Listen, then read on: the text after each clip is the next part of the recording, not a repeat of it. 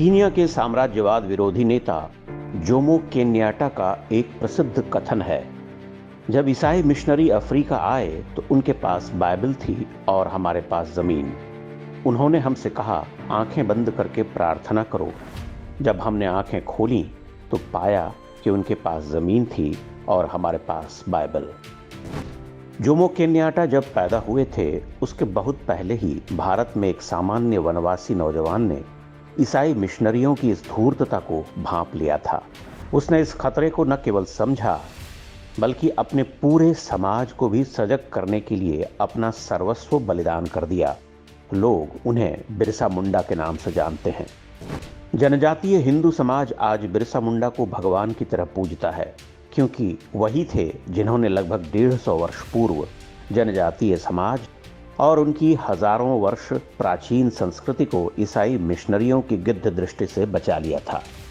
झारखंड, ओडिशा से लेकर छत्तीसगढ़ और आंध्र प्रदेश तक हम ईसाई धर्मांतरण का जो नंगा नाच देखते हैं, अगर बिरसा मुंडा न होते तो वो काम 100 साल पहले ही पूरा हो चुका होता।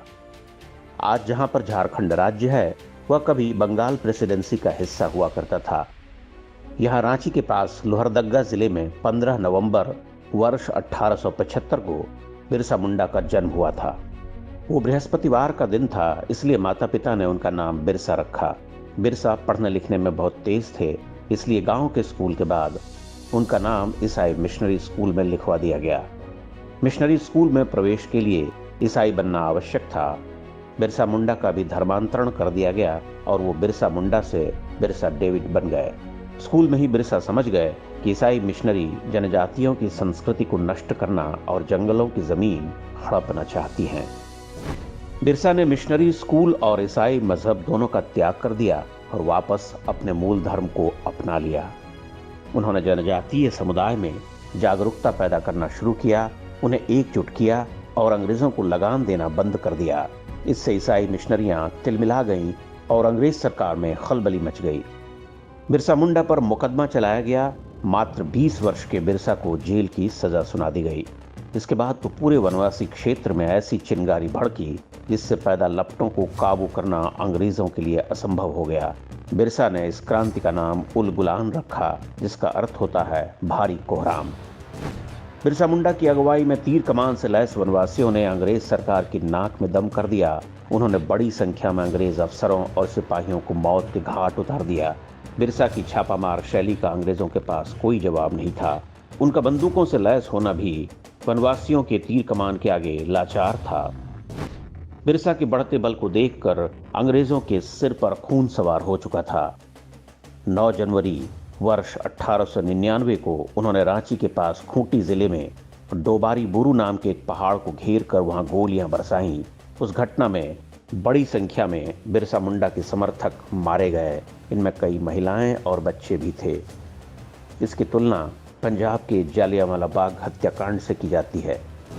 डोबारी बुरू गोलीकांड में तो बिरसा मुंडा बच निकले, लेकिन 3 फरवरी 1900 को अंग्रेजों ने धोखे से उनको पकड़ लिया।